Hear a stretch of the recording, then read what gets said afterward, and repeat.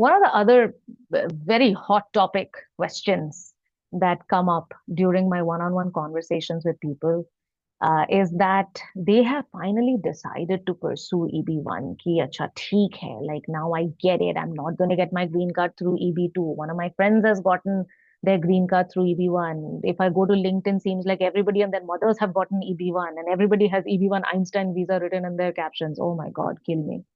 Uh, but now you finally decided that you're going to pursue this. So they'll come to the call and they'll ask me, "Hey man, I have decided to pursue EB1. I think I satisfy the critical role. What other things can I do?" And that is where we need to stop, right? Like I'm so proud of you that you have finally woken up to the realization that EB2 is not going to happen. It's not going to happen. It's not going to happen. That is the fact. Just because we can say like look at the visa bulletin and say, oh, it's 150 years. Bro, do you know what happens at 150 years? Like according to my horoscope, I will live till 90. Even if I live till 90 in this lifetime, thank God I'm Hindu and I believe in reincarnation, so I might be born again, which I really hope not to. If I'm born again, in that later life, I will get my green card when I'm 60 years old. Like, isn't that freaking hilarious? That's why people will even say, "Oh yeah, my child is 5 years old. My goal or my plan right now is for him to or her to grow up to be 21 and he will or she will apply." I'm like, shit is bleak when this is the plan of action.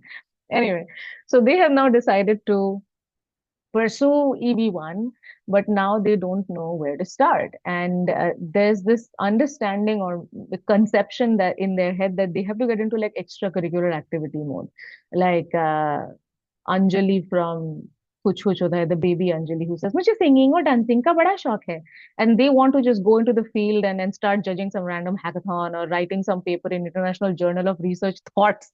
Oh my God, the amount of junk journals that are available for to tick off the authorship button in EB1 is just insane to me. God forbid you also apply for India Achievers Award. तब तो like तबाही. Uh, but for more cases, people think that they already have critical role. Now it's time to like get out and start approaching people and judging hackathons and getting a Forbes tech membership. That's not how it works. That is a very immature way of thinking. And I know this because I too used to think like that. And after talking to enough lawyers, after talking to enough EB1 recipients, after reflecting on my own journey, after reading a whole bunch of informational articles, but this is mostly from my insights that I've gathered talking to lawyers and talking to other EB1 recipients, is this that when you say you have to make progress in EB1, progress is not in random work. Progress is in accumulating damning evidence for the work that you have already done.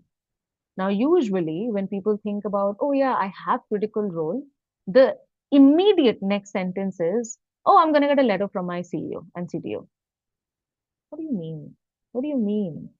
Just a letter saying how good you are or the critical work that you have done is not enough to sway the USCIS officer to believe that that's the work that you have done.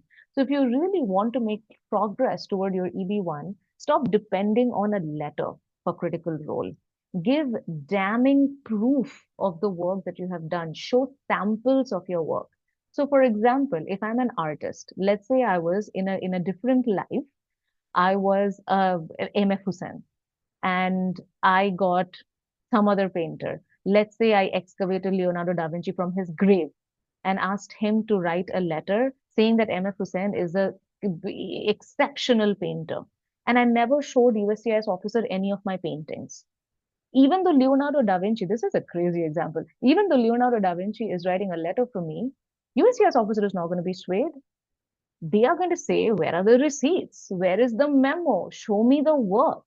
So as you are accumulating those letters from your bosses, are you also accumulating proofs of your work that can objectively stand by themselves without the support of a letter? That's where you need to start. If you're starting your EB1 journey, that's where you need to start. So if I was starting this journey as an IT professional today, this is what I would do. I would sit down, I would write down what are the projects that I've been a part of.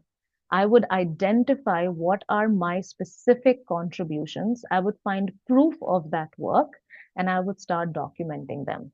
If you are a little bit more ambitious, what I would do is show the impact of that work, not just within the company, but outside of the company. Show recognition of that work, not just inside the company, but outside the companies. What do I mean by that? If you have saved $1 million in the company, was there some sort of shout out in the team? Was it highlighted in all hands? Did you get a uh, high five in your Slack channel? Accumulate that. That's recognition and impact of your work. If you have released a product into the market and some media company has published about it. So, for example, if you're working in Google, this is an example for one of my clients. He worked on a Google and ADT project where they did something during the COVID times. One of the evidences that he's providing are media articles or media articles talking about this collaboration and the impact of this project that left the impact that this project had left in the market. That's doing more substantial EB1 work that actually moves the needle rather than walking around like headless chicken, getting a whole bunch of hackathons under your belt. Like, be for real, man. Like, we are all grown ups over here. Let's approach EB1 with a grown up mindset and not a teenage mindset hopped up on hormones where you're just like running around doing random shit and calling it progress. That's not progress. Progress is sitting down, documenting your work, documenting your recognition, and documenting the impact of the same. I hope it helps.